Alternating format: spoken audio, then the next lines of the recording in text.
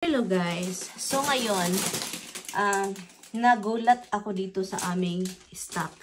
Kasi po, alam nyo naman, nagluluto ako ng chicken, bumibili ako ng chicken broth, paminsan beef broth para sa aking pot roast or sa chicken, kung ano yung mga lulutuin ko. Oh, next time talaga mga loves, kailangan kong bumaba dito para tignan. Meron pala kami dito. Tama na. Meron pala dito, oh. Beef broth, chicken broth. Ano to dito sa likuran? Chicken broth. At ma-expire na sila this year. Oh my goodness. So ito talaga yung sinasabi ko sa sarili ko. Before ako mag-grocery, kailangan kong magpunta dito or kami ni Tami sa basement. Kaluka talaga itong si Tami talaga. Siya man yung bumibili nito ba? Look. Kaluka talaga. Binitsi kung ilan na yung rice ko dito. Sabi ko sa kanya, you have to stop buying rice na talaga. Kasi next time, bibili ako ng rice. Gusto ko ng brown rice na. So, pero sabi ko sa kanya, wag na talaga yung rice. Kasi hindi ko talaga kakainan. I will start buying brown rice. Kasi talagang naluluka na ako. Ang dami po. Ang daming pasta. 1, 2, 3, 4, 5, 6, 7, 8, 9, 10.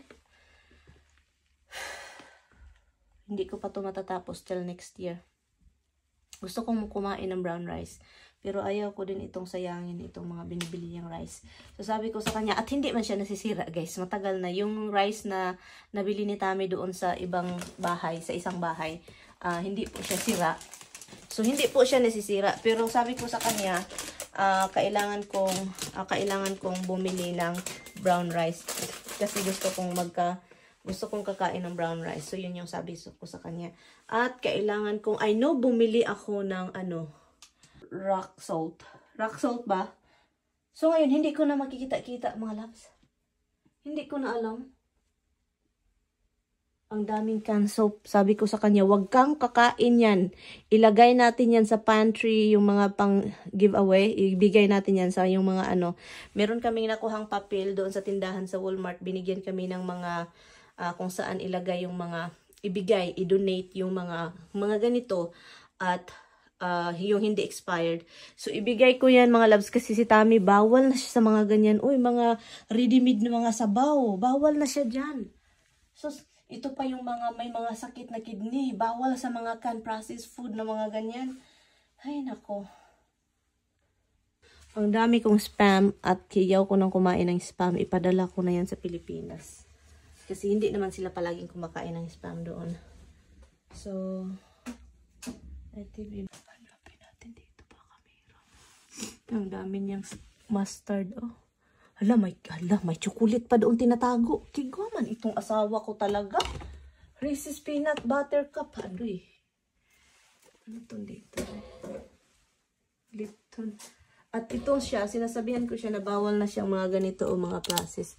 Pero guys, ay nako, sakit ang ulo. Masasakit lang yung ulo ko. So ngayon, buti na lang, nagpunta ako dito, naghanap ako ng pasta. Kasi for sure, maraming pasta. Kasi si Tami is pasta addict, no? So, pasta yan siya. So, kaya nagpunta ako dito. Buti na lang, nagpunta ako dito sa basement para anuhin ito. Itong klaseng pasta na ito, mga loves. Kasi ito yung So, tara, punta tayo sa taas, mga loves. Don't even think about it. Don't think about it. Don't you think? Don't jump in my shoulder. Oh, no. No. Okay, I'll give you something. Come on. No. You just, yung baby. I love you. Come on. Come on, Habs. Mga loves. Tara. Napagod ako. Sa kakaguyod ko. Naguyod ako ng tawag nun, yung basurahan namin. Kahapon pa pala yun. Hindi ko na balik sa lalagyan.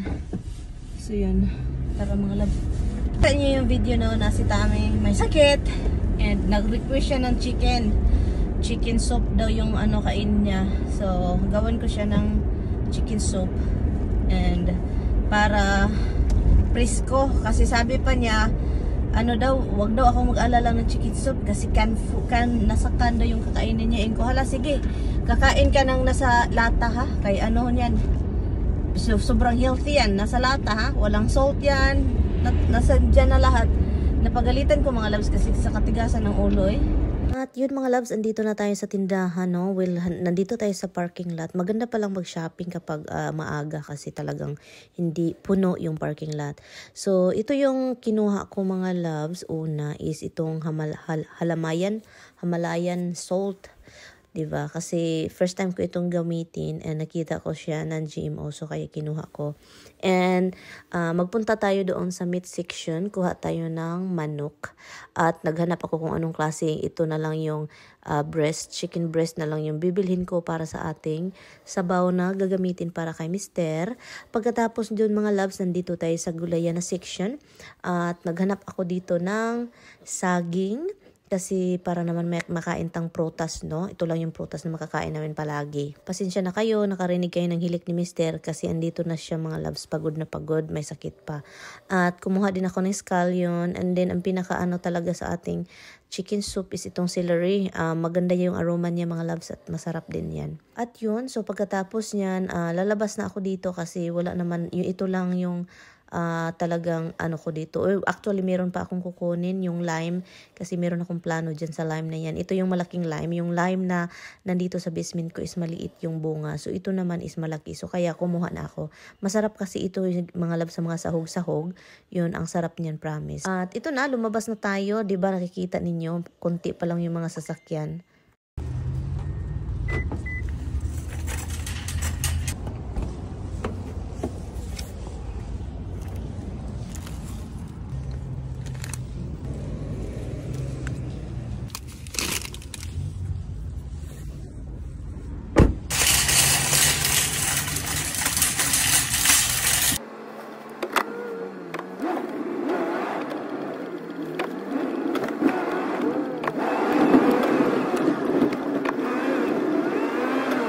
Ito lang yung buhay ni Inday Mirian. Laay kayo usahay, oy. At ngayon guys, tinitignan ako ng kapitbahay. Tinitignan ako ng kapitbahay. Roxy!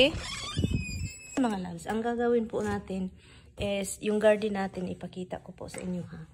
And patay na talaga sila. So ang gagawin ko is kunin ko yung mga stick na nilalagay ko dyan.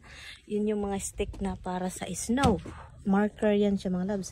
Kung mag-snow na, alam mo yung edges ng ating driveway. Yung ating driveway. So mag-gloves tayo. Ito. Yun, patay na yung talong. Wala nang pag-asa. Ito. Ng ating look. Look, kawawa naman. Ang mga bunga na hindi ko nakuha. Dahil wala na. Gamitin natin ito kapag magbalita na may snow na paparating. So kapag may snow na napaparating, ito yung ilalagay natin.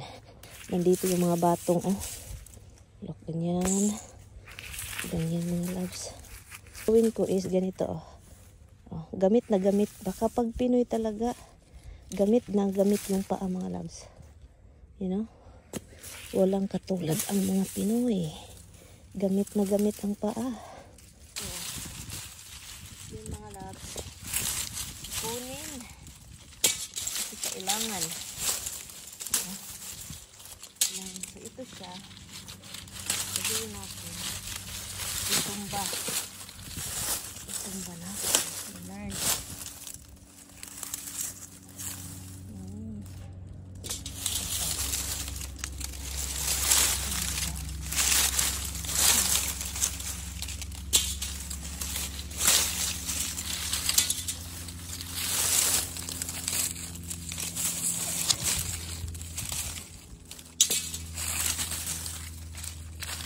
Magagamit ko pa to.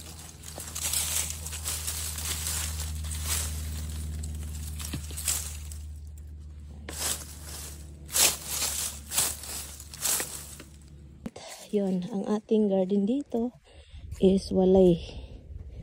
So, walay na talaga mga loves. Walay na pag-asa. Lako, diba? Patay na siya. Wala na. Sana hindi ito masira. Yung ating neat ba.